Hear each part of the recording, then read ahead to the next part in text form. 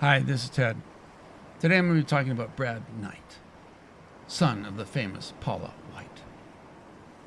He preached maybe a couple months ago, and he talked about his past sexual conquests, one after another.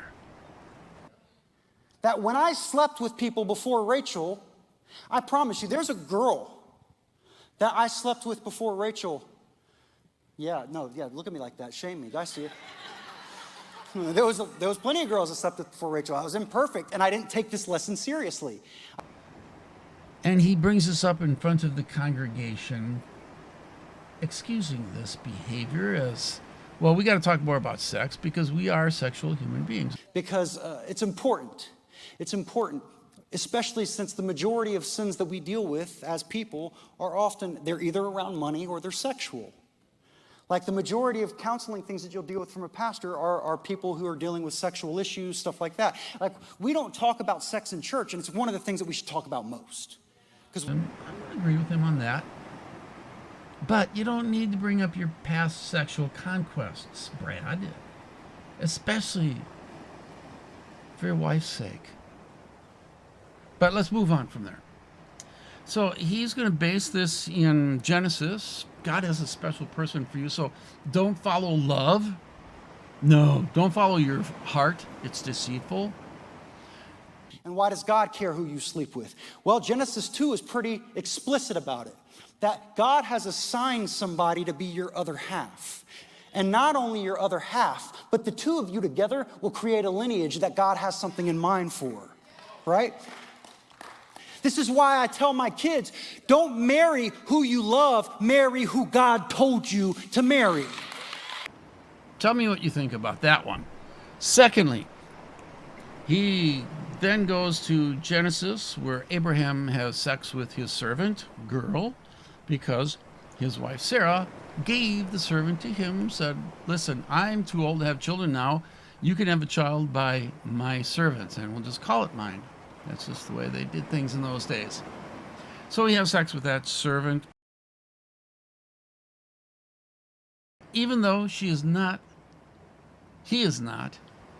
the child of promise. That's to come later through Sarah. Nevertheless, this child was blessed by God. Now, how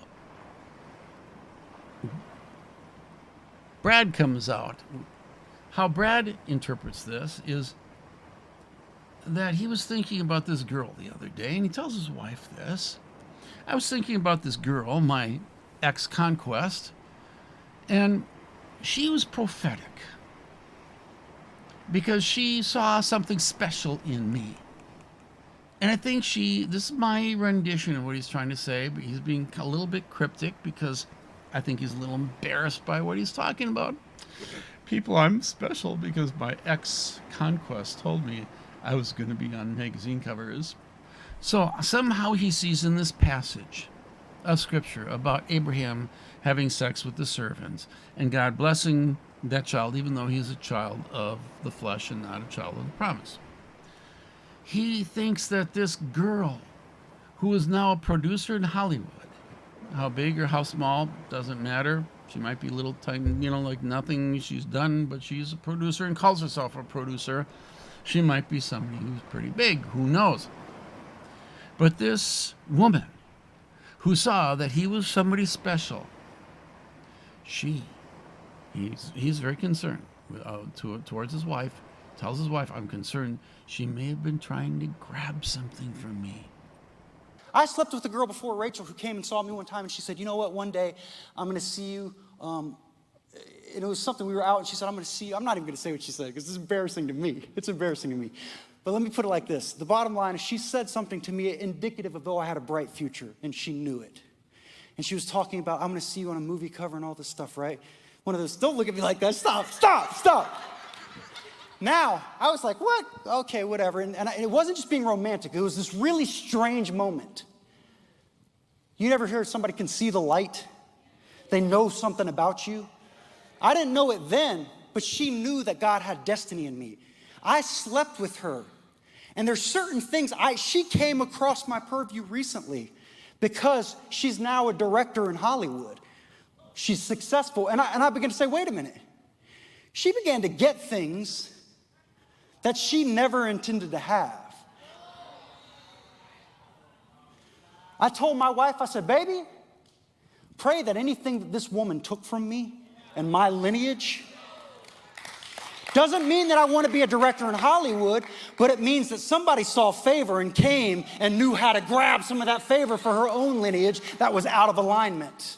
She's trying to get something from me, and maybe she did. And I don't want that to go to her instead of my own child. Okay. She was grabbing a seed. And somehow by grabbing a seed, she's grabbing something else.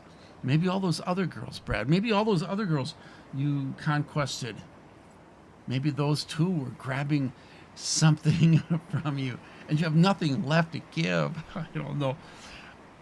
It's absurd. This whole line of thought is absurd. But that's what's going on when you don't have parameters, when you don't have somebody calling you into question and say, no, get off that kind of thing. You're offbeat. That's not the right way. What you're saying is not right. And you got to listen to that kind of stuff.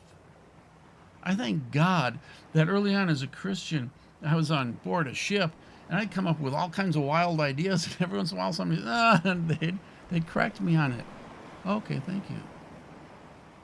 That's what we need. We need a constant correction. And you're not getting that in the charismatic movement, which kind of just wants to kind of go in any way, shape, or form, any kind of wild direction. I'm going to get ready right now to share with you a little bit about who is the host of heaven and why did we say RNC host strategy.